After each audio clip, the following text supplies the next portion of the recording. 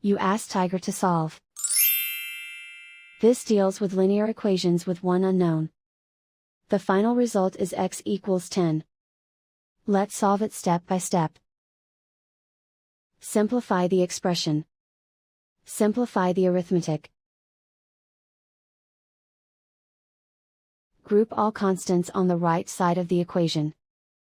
Subtract 270 from both sides. Simplify the arithmetic.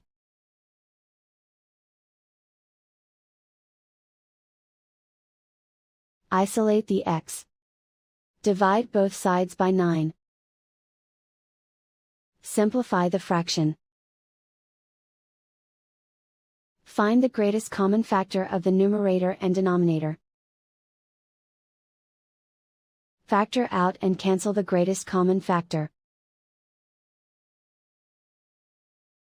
And so the final result is x equals 10.